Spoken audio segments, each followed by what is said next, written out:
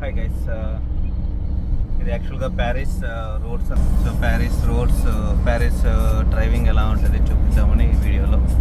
ఇప్పుడు time almost 9 అవుతుంది, కానీ సూర్యుడు ఎలా ఉన్నాడు చూడండి. కానీ ఇంకొక హాఫ్ అన్ అవర్లో చూసారంటే మళ్ళీ చీకటి అయిపోతుంది. 9 దాకా ఉంటుంది, ఫాస్ట్గా చీకటి పడిపోతుంది. సో రోడ్ సిస్టమ్ ఇక్కడ ఎలా ఉంటుంది, డ్రైవింగ్ ఎలా ఉంటుంది. ఇక్కడ హార్న్ ఏం కొట్టరు, లైక్ అదర్ ఫారిన్ కంట్రీస్ లాగానే హార్న్ కొట్టేదంటే ఇక్కడ ఉండదు. ఇక్కడ ఈ మ్యాప్ని ఫాలో అవుతారు అనమాట. ఇక్కడ మ్యాప్ కనిపిస్తుంది కదా, మ్యాప్ని ఫాలో అవుతారు. డెస్టినేషన్ ఏదన్నా మ్యాప్లో పెట్టేస్తారు, మ్యాప్లో ఫాలో అవుతారు. సో ఇది వచ్చి రొమానియా కంట్రీ సంబంధించిన వెహికల్. ఎంటైర్ ఈ 28 కంట్రీస్, యూరోపియన్ కంట్రీస్లో ఎక్కడైనా తిరగచ్చు. సో ఏదైనా ప్రాబ్లం ఉంటే తప్ప వెహికల్ ఆపరు. ఇక్కడ పోలీస్ ఆపేదంటూ ఉంటే ఇలాగ రోడ్లో సడన్గా ఆపరు అనమాట.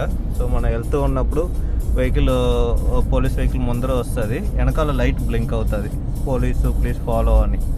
సో అప్పుడు ఏమవుతుందంటే వెహికల్ ఫాలో అవ్వడం మొదలు పెడతారు. మన ఈ వెహికల్ వాళ్ళని ఫాలో అవ్వాలి.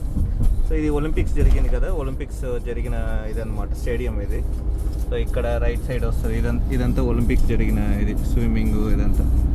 మొన్న ఆగస్ట్ 15 వరకు ఇంటర్నేషనల్ ఒలింపిక్స్ ఇక్కడే జరిగిందనమాట. సో ఇదంతా ఒలింపిక్స్ జరిగిన ప్లేస్ ఇది. ఓకే, పోలీస్ ఫాలో అవ్వమని చెప్తారు. సో కంప్లీట్గా అప్పుడు ఇతను డెస్టినేషన్కి వదిలేసి పోలీస్ వెహికల్నే ఫాలో అవ్వాలి. ఆల్మోస్ట్ ఇలాగ రోడ్ సైడ్లో ఎక్కడ ఆపరు, సిటీ బయట తీసుకెళ్ళిపోతారు. వాళ్ళకంటూ ఒక యార్డ్ లాగా ఉంటుంది, అక్కడికి తీసుకెళ్ళి పార్క్ చేయమంటారు. అక్కడికి తీసుకెళ్ళి పోలీస్ వెహికల్ ముందర ఆగుతుంది. కంప్లీట్ పార్కింగ్, ఎవరికి డిస్టర్బెన్స్ లేని ప్లేస్లో ఆగుతుంది. ఆగినప్పుడు ఈ వెహికల్ వెనకాల ఆగాలి, ప్యాసింజర్స్ దిగకూడదు. ఆ వెహికల్ సంబంధించిన ఇన్ఫర్మేషన్ అంతా ఈ కార్డ్, ఇక్కడ మెషిన్ చెప్పాను కదా, ఇది మిషన్ అనమాట. ఈ మిషన్లో తీసుకుంటారు వాళ్ళు. పోలీస్ దగ్గర ఒక కార్డు ఉంటుంది, ఆ కార్డు తీసుకొచ్చి ఇందులో పెట్టగానే ఈ వెహికల్ ఎక్కడెక్కడ ఆగింది, ఎంత స్పీడ్లో వెళ్ళింది, ఎక్కడ స్టార్ట్ అయ్యింది, ఏ డ్రైవర్ ఈ వెహికల్ తోలినాడు, అన్ని ఇన్ఫర్మేషన్ అందులో వచ్చేస్తుంది. సో దాన్ని చూసి వాళ్ళు ఇన్ఫర్మేషన్ తీసుకుంటారు. అండ్ ఆల్కహాల్ టెస్ట్ చేస్తారు డ్రైవర్కి. ఆల్కహాల్ టెస్ట్ చెక్ చేసి తర్వాత ఎవ్రీథింగ్ ఓకే అంటే పంపిస్తారు. ఇన్ కేస్ ఓకే లేదు అంటే పెనాల్టీ ఉంటుంది. పెనాల్టీ చాలా పెద్ద అమౌంట్ ఉంటుంది.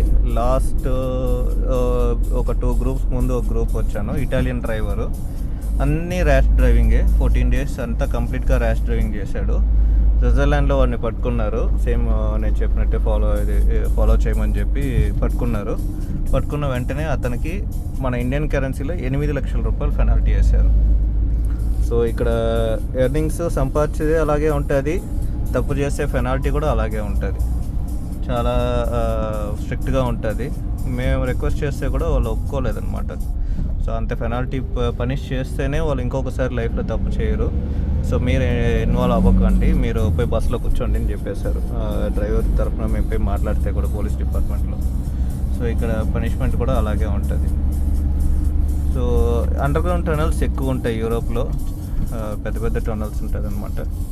సో వీళ్ళు కంప్లీట్గా ఈ ట్రాఫిక్ ఇది ఎవ్రీథింగ్ ఇందులో చూపిస్తుంది.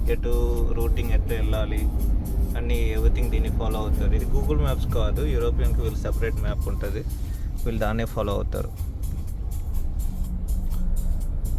సో ఇది రోడ్స్ గైస్.